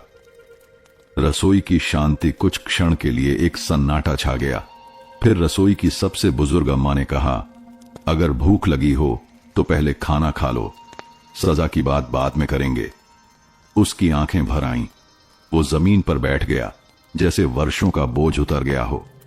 हरिचरण से भेंट। हरिचरण आए, उसे देखा, पहचान लिया। बिना क्रोध, बिना तिरस्कार। पूछा, अब क्या लेने आए हो बेटा? उसने कहा, कुछ भी नहीं, बस लौट आया हूं ये कहने कि आपकी मानवता ने मेरी जिंदगी बदल दी। उसकी कहानी उसने बताया। जिस पैसे से मैं भागा था वो 2 दिन में खत्म हो गया, पर आपकी चिट्ठी ने मेरा पीछा नहीं छोड़ा। हर जगह जाकर मैंने काम मांगा, लोगों से सच कहा, मैं चोर हूं लेकिन बदलना चाहता हूं, और कुछ जगहों पर मुझे स्वीकार कर लिया गया। अब वो एक एनजीओ में काम करता था, भूखे बच्चों को खाना खिलाने का काम करता हूं। गांव की सभा। रात को चौपाल में सभा हुई। गांव वालों ने सुना, उसकी बातें, उसकी आंखें, उसकी शर्म। किसी ने दंड नहीं मांगा, बल्कि मोहन ने कहा, जो लौट आए उसे बाहों में भरना ही तो सच्चा भरोसा है। नई शुरुआत। अगले दिन उसने भरोसे की रसोई में स्वयं सेवक बनने की इच्छा जताई। हरिचरण ने कहा, हम तुझे माफ नहीं कर रहे, तुझे स्वीकार कर रहे हैं, और यही माफी से बड़ा होता है। दीवार पर नया वाक्य। सुभाष ने रसोई की दीवार पर एक नई पंक्ति लिख दी, जो लौट आता है वह चोर नहीं, वो एक नया इंसान होता है। एक नया पाठ। गांव के स्कूल में एक दिन प्रधान अध्यापक श्रीमान मिश्रा ने बच्चों से पूछा, अगर कोई चोर सुधर जाए तो क्या वो अब भी चोर कहलाएगा? बच्चे चुप, कुछ उलझे हुए, कुछ सोच में। फिर एक लड़की उठी, मीनू, अगर बीज से पेड़ बन जाए तो हम उसे बीज तो नहीं कहते ना?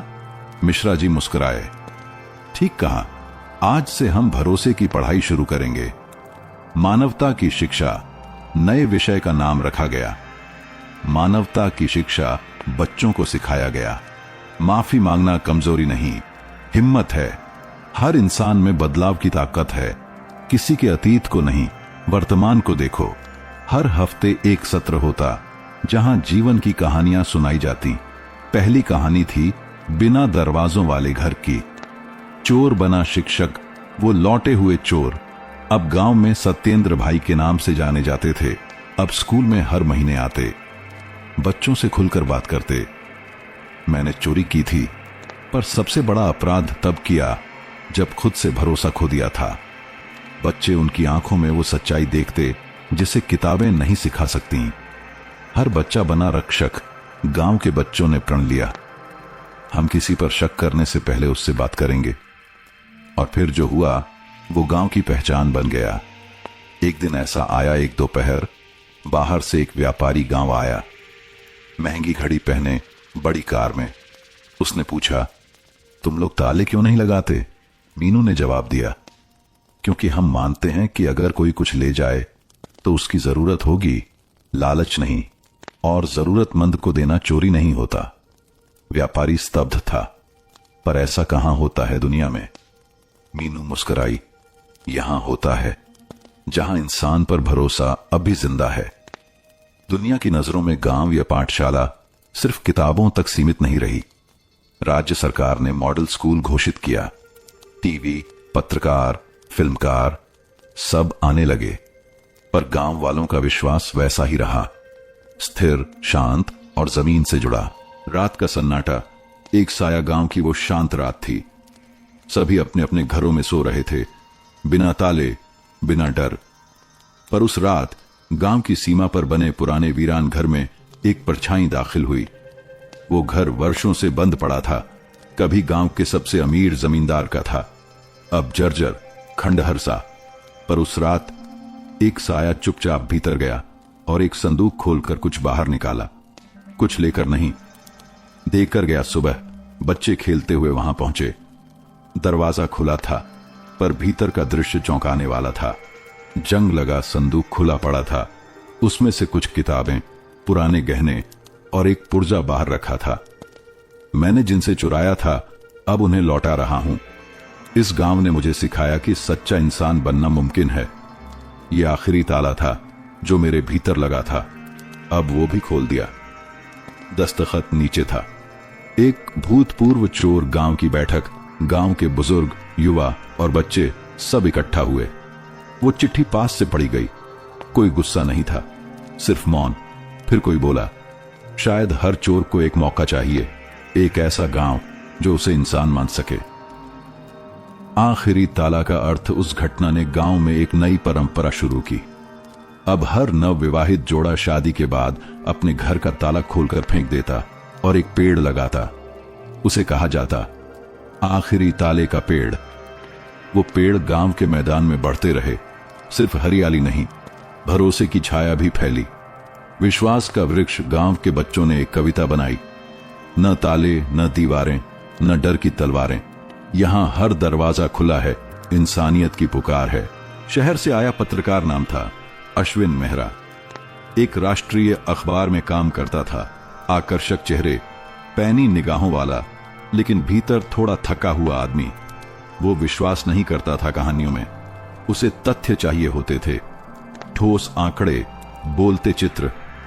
पर जब उसने सुना एक गांव जहां कभी ताले नहीं लगे और चोरी के बाद भी दरवाजे नहीं बंद हुए। उसने सोचा, जरूर कोई चाल है। पहला अनुभव। बिना दस्तक के आमंत्रण अश्विन गांव पहुंचा तो पहला दृश्य था, एक बच्चा खेत से लौटता दिखा, पीठ पर बैग, हाथ में साइकिल। बच्चा रुककर बोला, आप नए आए हैं, पानी पीना है, चलिए हमारे घर। अश्विन चौंका, तुम्हारे माता पिता नाराज नहीं होंगे? बच्चा बोला, यहां कोई भी नाराज नहीं होता जब कोई प्यासा दरवाजा खटखटाए। दूसरा अनुभव। खुला घर, खुला दिल। घर में मां ने बिना सवाल उसे खाना परोसा।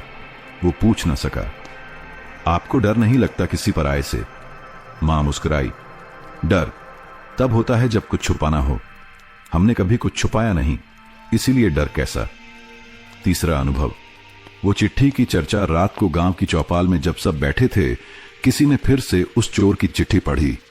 अश्विन ने पूछा, क्या आपको कभी पछतावा हुआ कि आपने दरवाजे बंद नहीं किए? हरिचरण बोले, अगर हमने ताले लगाए होते तो वो आदमी भी कभी ना लौटता। इंसान को लौटने का दरवाजा खुला रखना चाहिए। रात में अकेले अश्विन ने रात उसी खुले घर में बिताई जहां कभी चोरी हुई थी। वो डर के कारण नहीं सो पा रहा था, लेकिन रात के तीसरे पहर जब उसने छत से तारों को देखा और एक वृद्ध की धीमी बांसुरी सुनी तो उसके भीतर का दरवाजा खुल गया। सुबह रिपोर्ट नहीं, आत्मकथा। सुबह लौटते समय उसने अपनी डायरी में लिखा, मैं एक कहानी ढूंढने आया था, लेकिन अपने भीतर की एक दीवार खोली है। ये गांव एक सबक है कि विश्वास कोई अब्बू शब्द नहीं, बल्कि जीने का तरीका है। कुछ महीने बीते, अश्विन की रिपोर्ट छपी, जहां भरोसा सांस लेता है, बिना ताले का गांव।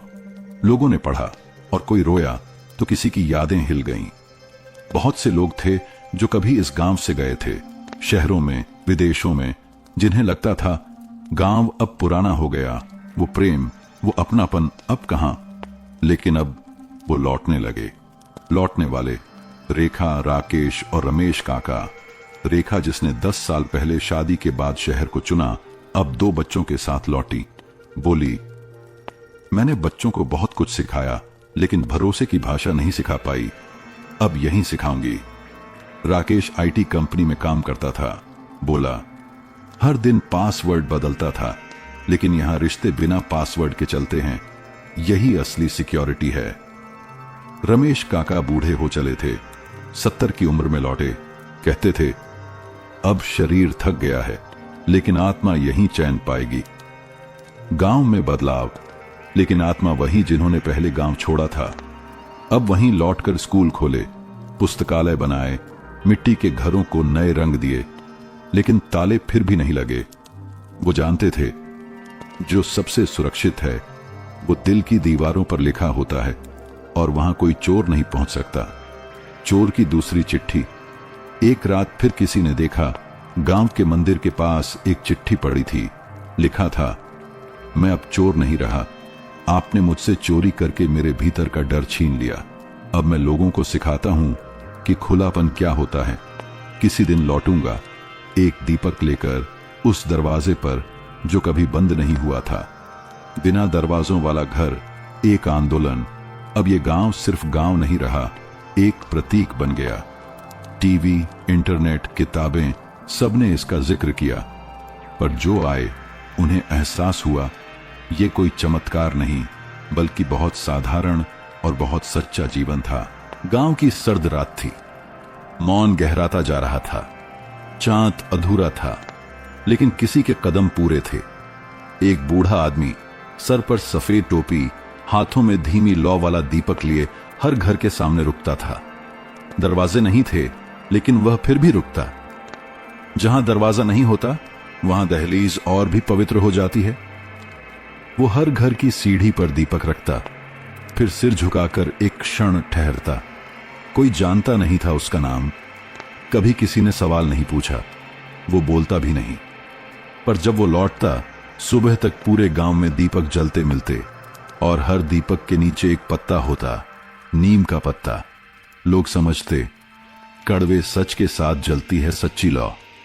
बच्चों की उत्सुकता, बच्चे उसके पीछे पीछे दौड़ते, पर वो धीमे चलता और एक बार पलटकर मुस्कुरा देता। एक दिन एक बच्चा पूछ बैठा, बाबा, आप ये दीपक क्यों रखते हो जब यहां कोई दरवाजा ही नहीं? उसने सिर पर हाथ रखा और धीरे से कहा, हर आत्मा का एक दरवाजा होता है, मैं वहीं दीपक रखता हूं। गांव में एक नई प्रथा, अब हर साल गांव के लोग दीप रात्रि मनाने लगे। हर घर के सामने एक दीपक, हर मन में एक स्मृति। उस रात कोई ताले नहीं लगाता, कोई डरता नहीं, कोई संदेह नहीं करता। अंत नहीं, आरंभ ये कहानी किसी चोर की नहीं, किसी घर की नहीं, बल्कि मानवता की कहानी थी। वो बूढ़ा आदमी कौन था? शायद वही चोर था, या कोई और, या फिर हम सबके भीतर का एक रूप जो हमें याद दिलाता है कि भरोसा खोने से पहले नहीं टूटता, वो तब टूटता है जब हम विश्वास करना बंद कर देते हैं। हमारी दूसरी कहानी है रिश्तों की उलझन। बूढ़ी सावित्री देवी की आंखें अब बहुत देर धागा नहीं देख पाती थीं, लेकिन उंगलियां आज भी ऊन के गोले से धागा खींचने में किसी कलाकार की तरह सधी हुई थीं। बरसों से बंद पड़े संदूक को आज उन्होंने खोला था।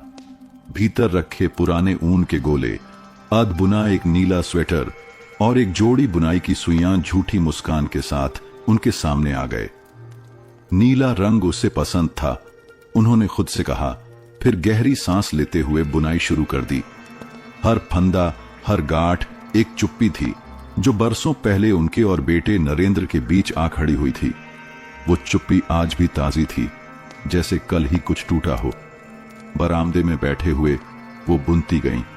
रेडियो धीमी आवाज में पुराने गीत बजा रहा था, लेकिन अंदर कहीं एक आवाज गूंज रही थी जो नरेंद्र की थी। 7 साल से न सुनी गई, न बोली गई। मां, तुम्हें हर बात में टांग अड़ाने की जरूरत नहीं है, मैं अब बच्चा नहीं हूं। यही आखिरी वाक्य था जो घर छोड़ते वक्त उसने कहा था।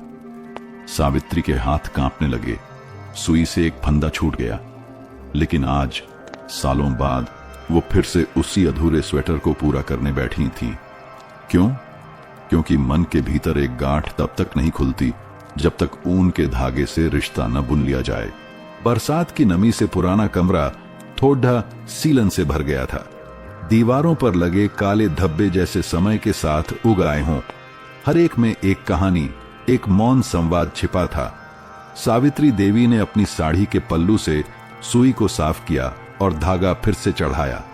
पहला फंदा, पहली गांठ। यही गांठ थी जब नरेंद्र पहली बार बिना पूछे कॉलेज की फीस भरने के लिए पिताजी की जमा पूंजी से पैसे निकाल लाया था। उन्होंने डांटा नहीं था उस वक्त, बस नजरें झुका ली थीं। लेकिन उस दिन के बाद उन्होंने पहली बार बुनाई करना छोड़ा था। ऊन का वही गोला जो आज उनके हाथों में था, तब भी अधूरा रह गया था। कभी कभी रिश्ते बातों से नहीं, खामोशियों से उलझते हैं, उन्होंने मन में सोचा। तभी दरवाजे की घंटी बजी। धड़कनें जैसे एक पल को रुक गईं। क्या वो? फिर तुरंत ही ख्याल आया, नहीं, वो नहीं होगा। 7 साल में एक बार भी लौटकर नहीं आया, आज क्यों आएगा? दरवाजा खोला तो पड़ोस की सरला थी, हाथ में सब्जी की टोकरी लिए। अम्मा जी, हल्दी चाहिए थी। और आप फिर बुनाई कर रही हैं? सावित्री ने मुस्कुराकर सिर हिलाया। हां, सोच रही हूं इस बार पूरा कर ही लूं। सरला ने उनकी ओर देखा, फिर नीले ऊन की ओर। ये वही पुराना है ना जो नरेंद्र बाबू के लिए बन रहा था? सावित्री का हाथ रुक गया, गला कुछ कस गया। हां, अब उसकी माप से छोटा होगा शायद, लेकिन फंदों में तो अब भी उसी की गर्मी बसी है। सरला चुप हो गई, कुछ देर बैठी, फिर चली गई। कमरे में फिर वही मौन। सावित्री ने ऊन का गोला उठाया। हर गांठ एक शिकायत है और हर फंदा शायद एक क्षमा। अभी नीला स्वेटर फिर से बुनना शुरू हुआ ही था, और अतीत की परतें भी। सावित्री देवी की छोटी अलमारी में एक छोटा डिब्बा था, पुराने बिस्किट के टिन का डिब्बा, जिसे उन्होंने वर्षों से संभाल कर रखा था। उसमें कुछ अधूरी चिट्ठियां थीं, सभी नरेंद्र के नाम लिखी गई थीं, पर कभी पोस्ट नहीं की गईं। आज जब ऊन की तीसरी कतार शुरू हुई, उनकी नजर उस डिब्बे पर पड़ी। उन्होंने उसे खींचकर पास रखा और ढक्कन खोला। सारे कागज पीले पड़ चुके थे।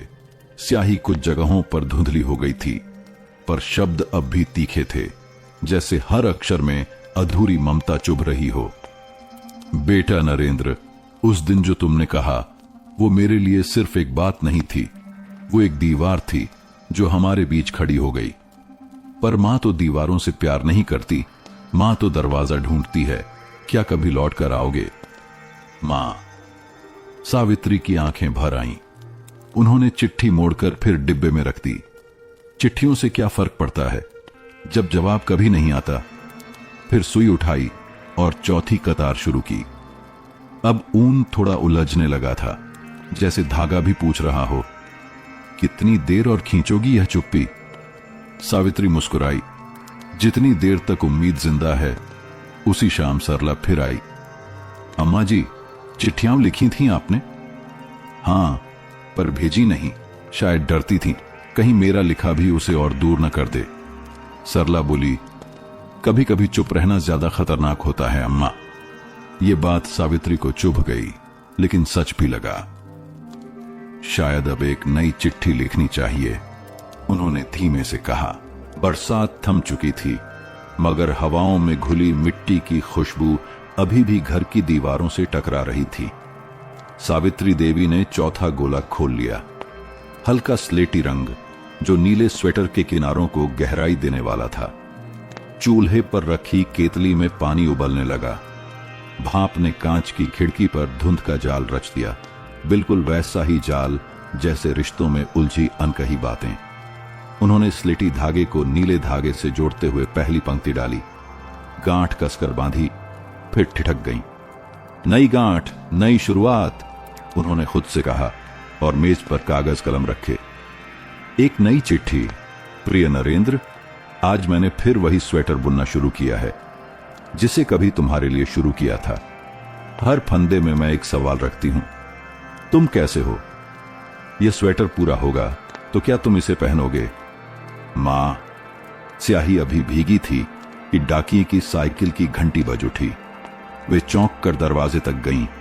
उम्मीद का एक छोटा सा आलोक आंखों में उभरा, पर डाकिया केवल बिजली बिल थमा गया। कागज के उस सफेद लिफाफे ने वैसी ही ठंडी चुप्पी ला दी जैसे बेटे के न आने पर खिंच जाती थी। उन्होंने धीमे से बिल मेज पर रख दिया और चिट्ठी को मोड़कर लिफाफे में डाला, पर चिपकाया नहीं। भेजूं या न भेजूं? चुप्पी भेजने से टूटेगी या और बढ़ेगी? सुई फिर चल पड़ी। नीले स्लेटी फंदों की लय के बीच एक भूला बिसरा गीत हौले से होठों पर आ बैठा। ऊंची नीची राहें तेरी, मां की दुआएं साथी। बीच में गलती से एक फंदा उलट गया।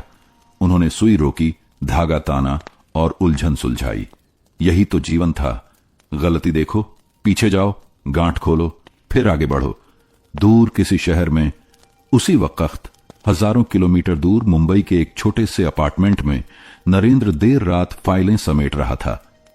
रेलिंग के पार अरब सागर पर छाई गुलाबी चांदनी उसके अंदर की हलचल से बेखबर झिलमिला रही थी। मेज के कोने पर पड़ी पुरानी घड़ी 2:13 AM का वक्त दिखा रही थी। यही घर छोड़ने वाली रात का वही पहर था। एक नोटबुक खोलते खोलते उसकी नजर पड़ गई। सफेद स्वेटर का अधबुना टुकड़ा जो वो अनजाने में साथ ले आया था। उंगलियों ने धागे की गांठें टटोली। हर गांठ के पीछे मां की गुनगुनाहट, रूठी सांसें सब एक साथ चुभने लगीं। उसने स्वेटर को वापस बंद कर दिया, पर यादें दूर नहीं हटती। एक कॉल करूं? उसने मोबाइल उठाया, पर स्क्रीन पर उभरे नंबर को दबा नहीं पाया। झिझक ने उंगली थाम ली। वापस गांव में नीला स्लेटी पैटर्न अब कलाई तक आ चुका था। सावित्री ने सुई हटा दी और टेबल पर रखी पुरानी एल्बम निकाली। मुस्कुराता बालक नरेंद्र पहली बार स्कूल जाते हुए हाथ हिलाकर टाटा कह रहा था। उस दिन उसने नीली स्वेटर पहनी थी, मां की ही बुनाई। उन्होंने धीरे से तस्वीर सहलाई, फिर आंखें बंद कर लीं। मन ही मन एक प्रार्थना की, मेरे बच्चे को हमेशा गर्माहट मिले, चाहे मेरी बाहें दूर ही क्यों ना हों। खिड़की के बाहर से हवा के साथ मंदिर की आरती की घंटियां सुनाई दी। स्लेटी धागा समाप्त हो चुका था। अब बारी थी अंतिम नीली किनारी की। रिश्ते की आखिरी परत, जहां गांठ नहीं केवल सिलाई होती है। उन्हें लगा अगर यह स्वेटर पूरा हो गया तो शायद चुप्पी भी सिल जाएगी। उन्होंने टेबल लैंप बुझाया, चिट्ठी को लिफाफे में बंद किया और इस बार चिपका दिया। कल सुबह पहली डाक से उनकी हथेलियों ने स्वेटर को सहलाया। फंदों से धीरे धीरे रात की नीरवता झरने लगी। कहीं दूर मोबाइल स्क्रीन पर नरेंद्र की उंगली मां के नाम पर ठहरी रही। समुद्र की लहरों की धीमी गूंज कमरे के सन्नाटे से टकरा रही थी, बिल्कुल वैसे ही जैसे मां बेटे की अनकहा संवाद मनों के सन्नाटे में गूंजता रहता है। रात एक नई गांठ बांधकर सो गई। सुबह की चाय का प्याला हाथ में लिए सावित्री देवी ने दरवाजा खोला तो धूप सीढ़ियों पर बैठी उनींदी आंखों से उन्हें देख रही थी।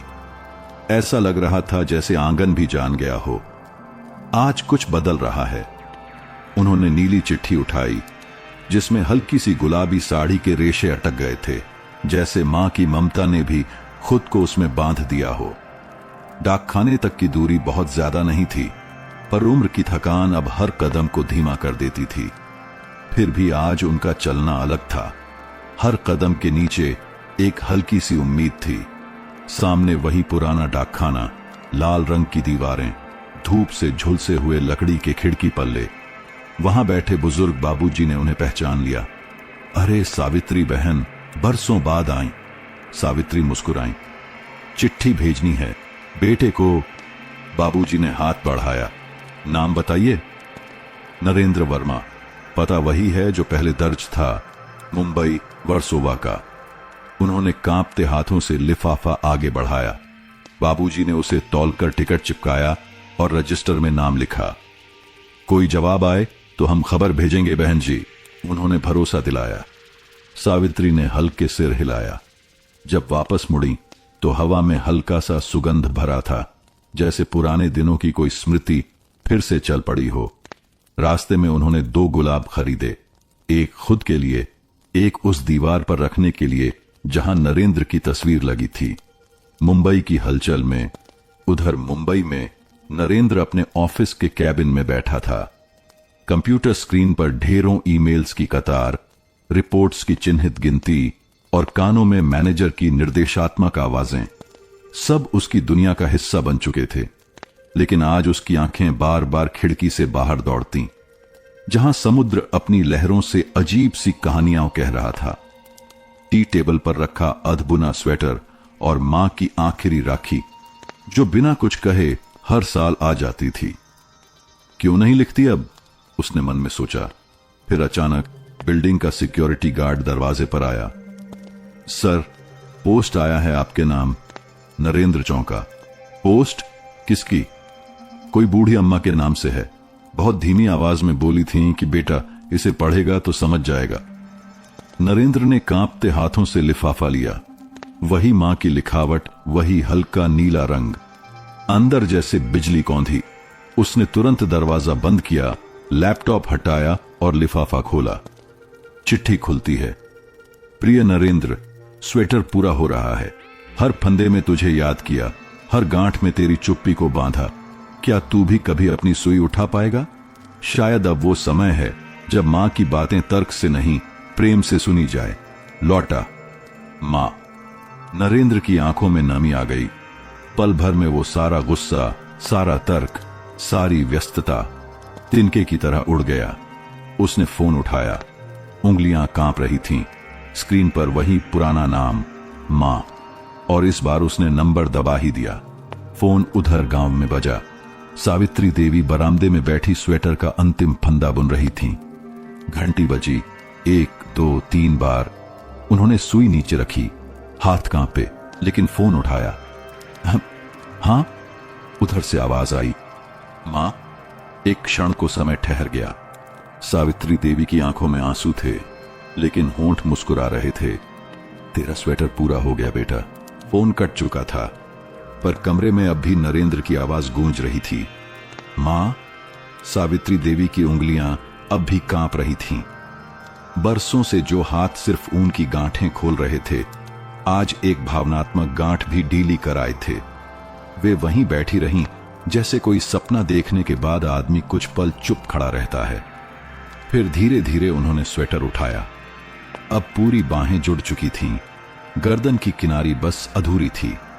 उन्होंने सुई थामी और नई ऊर्जा के साथ धागा फिर से चढ़ाया। अब स्वेटर तो समय पर पूरा करना होगा, वो आ सकता है। उधर मुंबई में नरेंद्र की आंखें उस नीले लिफाफे पर टिकी थीं जो अभी कुछ पल पहले ही खोला था। चिट्ठी की स्याही अब भी ताजा लग रही थी, जैसे हर शब्द उसके लिए ही लिखा गया हो। मां अब भी वही है, सब कुछ वैसा ही। पर क्या वो अब भी वैसा ही था? उसने ऑफिस से छुट्टी ली और बैग पैक किया। एक स्वेटर, कुछ जरूरी कपड़े और वही पुराना ऊन का टुकड़ा जिसे कभी उसने गुस्से में अधूरा छोड़ दिया था। ट्रेन रात की थी, वही गांव वाली जो 7 साल पहले वह छोड़कर गया था। हर स्टेशन पर जब ट्रेन रुकती, वो खिड़की से बाहर देखता, कहीं मां दिख जाए, जैसे कोई दृश्य बिन बुलाए आंखों में उतर आए। मोबाइल में नेटवर्क कभी आता, कभी चला जाता, लेकिन दिल की लाइनें अब जुड़ रही थीं, बिना किसी व्यवधान के। गांव में प्रतीक्षा की तैयारी सरला सुबह सुबह आई, आंखों में चमक थी। अम्मा जी, क्या सच में नरेंद्र बाबू का फोन आया था? सावित्री ने हां में सिर हिलाया। कहां है? आ रहा है। सरला ने जल्दी जल्दी आंगन साफ किया, खिड़की की पर्दे बदले और रसोई में खीर चढ़ा दी। आज आपके चेहरे पर बरसों बाद रोशनी दिख रही है, सरला ने मुस्कुराते हुए कहा।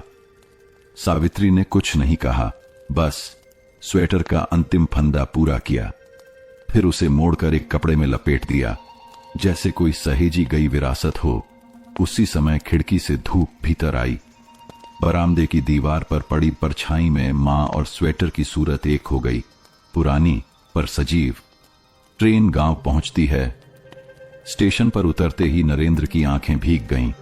स्टेशन की दीवार पर अभी भी वही पुरानी पोस्टर थे, वही कुल्हड़ की चाय, वही भुट्टे वाला।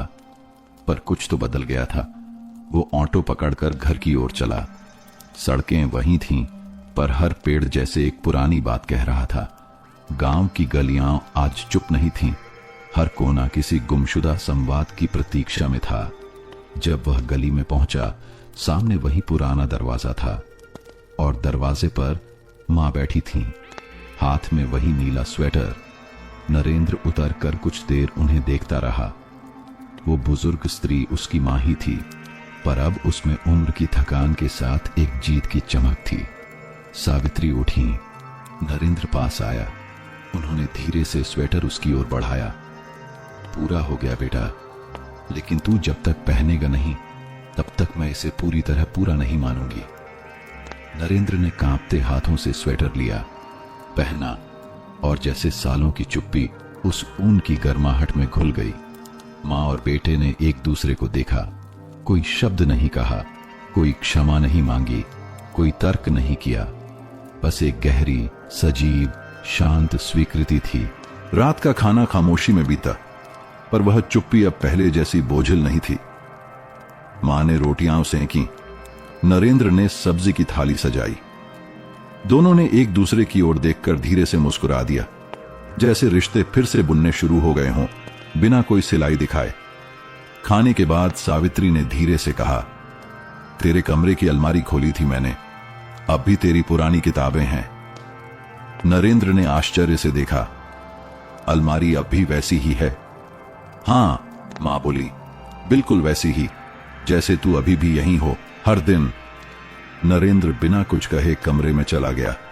कमरे में पुराना जीवन, कमरे में हल्की सी महक थी, पुरानी किताबों, बंद खिड़की और एक भटकी हुई याद की। अलमारी खोली तो सामने वही भूगोल की किताब, पापा की पुरानी घड़ी और ऊपर के खाने में एक छोटी सी डायरी। उसने डायरी उठाई, खोला तो पहला पन्ना मां के हाथ से लिखा था, नरू के लिए, जब तू बड़ा हो जाएगा ये डायरी तुझे याद दिलाएगी कि बचपन केवल समय नहीं होता, वो जीवन का सबसे ईमानदार हिस्सा होता है। पन्नों में मां की लिखी बातें थीं, उसके पहले शब्द, पहला स्कूल डे, पहली बार अकेले बाजार जाना, पहली चोट और पहली राखी।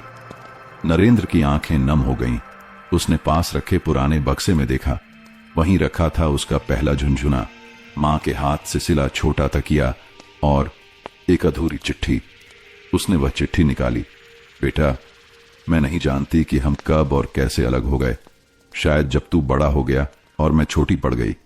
पर जान कि मां कभी छोटी नहीं होती, वो बस खामोश हो जाती है ताकि बेटा बड़ा महसूस कर सके। मां। अगली सुबह। संवाद की सुई सुबह। जल्दी उठकर नरेंद्र ने चाय बनाई और मां के पास लाकर रखा। काफी कुछ बदल गया है, उसने कहा। बदलना बुरा नहीं बेटा, मां ने मुस्कुराकर कहा।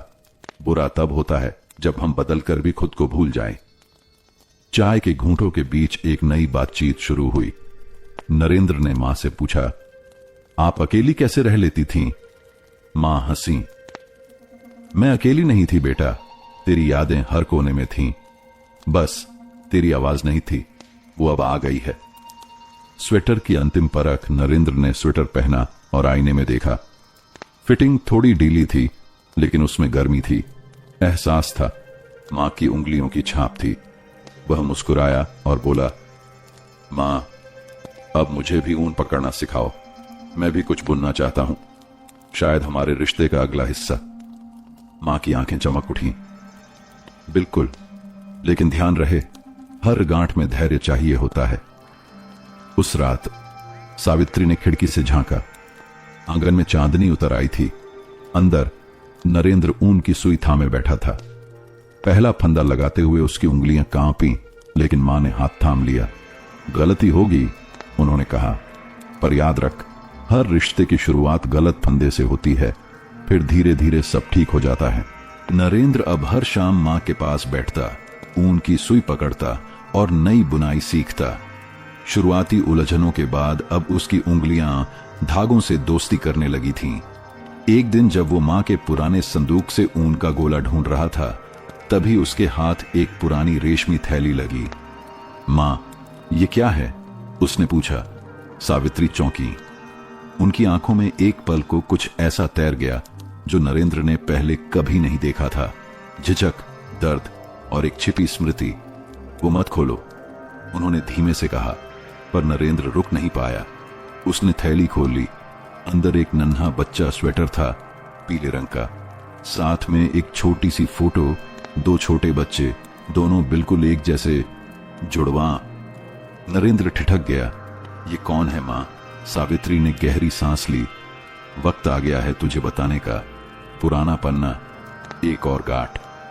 तेरा एक भाई था, सावित्री ने धीमी आवाज में कहा। नाम था निखिल।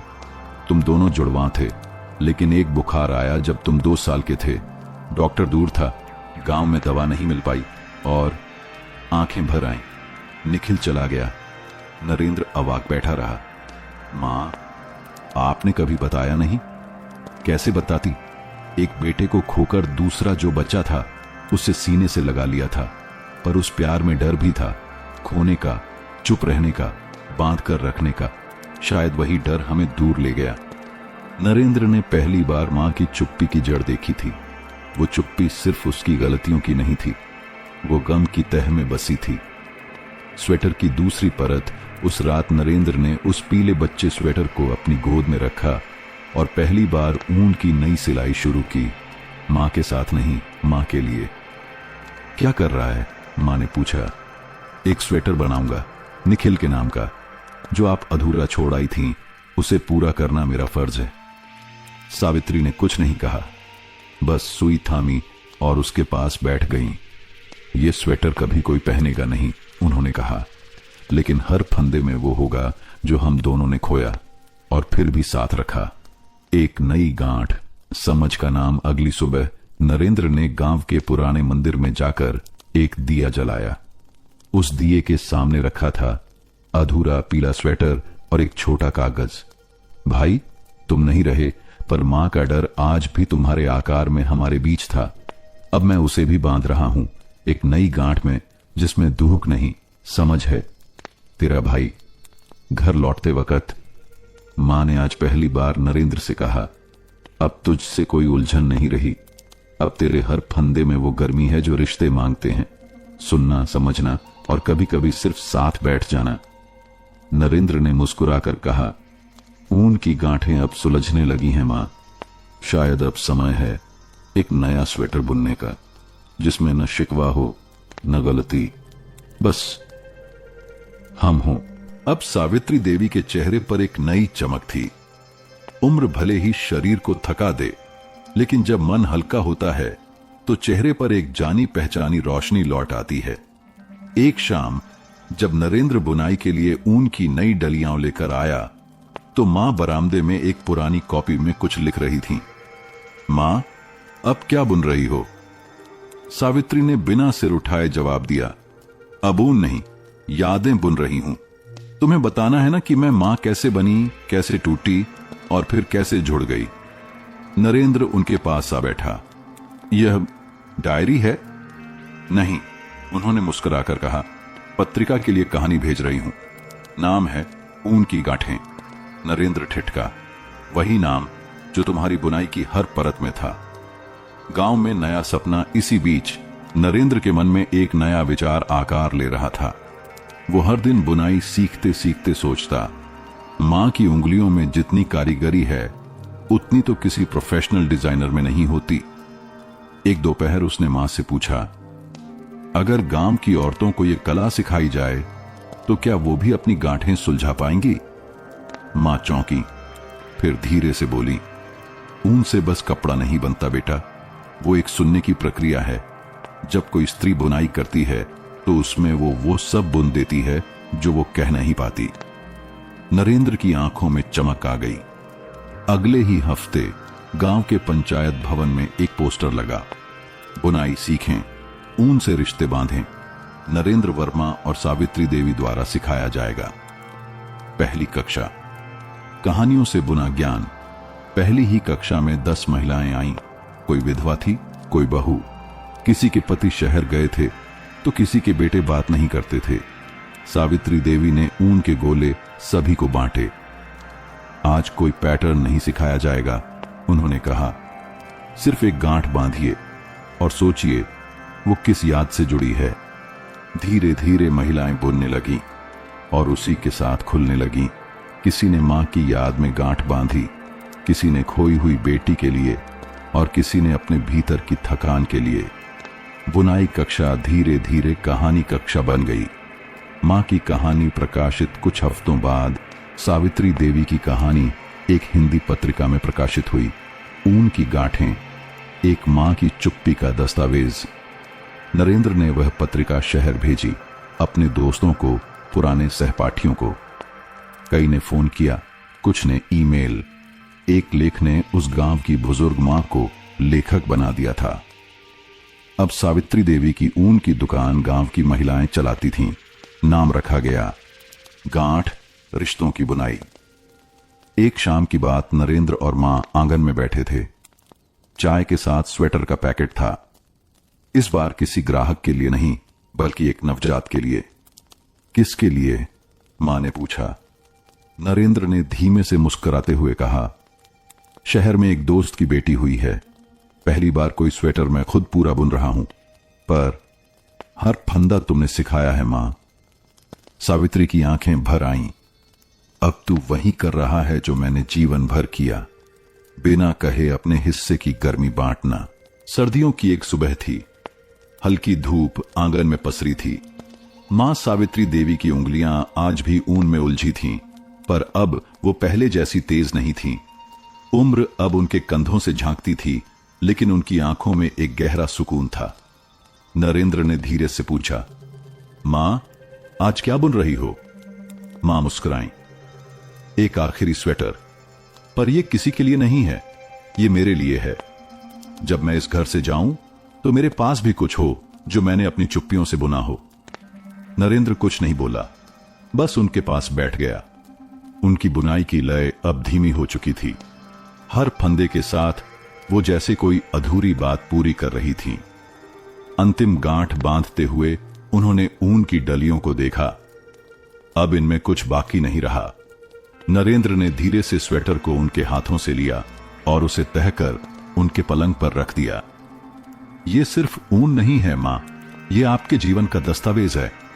विदाई की रात, उसी रात मां ने नरेंद्र को पास बुलाया। एक वादा करोगे? क्या मां, जब मैं न रहूं तो ये स्वेटर किसी को देना मत, इससे मेरे पास ही रखना। मैं नहीं चाहती कि मेरी चुप्पियां अब किसी और की हों। नरेंद्र ने सिर हिलाया। मां, आपकी चुप्पियां अब शब्द बन चुकी हैं, कहानी बन चुकी है। वो हर गांठ अब लोगों को समझ में आने लगी है। सावित्री ने मुस्कुराकर आंखें मूंद ली और फिर उनकी सांसें धीरे धीरे थम गईं। आखिरी बुनाई कुछ हफ्तों बाद गांव में उनकी याद में एक छोटा सा केंद्र बना। ऊन की गांठें, रिश्तों की कहानी, जहां महिलाएं न सिर्फ बुनाई सीखती बल्कि अपने मन की गांठें खोलती। नरेंद्र अब हर दिन वहां आता, बच्चों को भी ऊन से खेलना सिखाता। स्वेटर जो मां ने बुना था अब एक कांच के फ्रेम में लगा हुआ था, उस पर एक कागज की चिट। हर गांठ एक चुप्पी थी, पर अब वो शब्द बन चुकी है। समापन। जब ऊन जीवन बन जाता है, ऊन की गांठें अब सिर्फ एक कहानी नहीं रही, वो एक चुप्पी से संवाद तक का सफर बन गई थी। नरेंद्र जब भी नई बुनाई शुरू करता, मां की आवाज उसके भीतर गूंजती, धैर्य से बुन बेटा, ऊन भी समझता है कब मन सच्चा है। और यूं एक मां की खामोशी ने पूरे गांव की आवाज बन ली।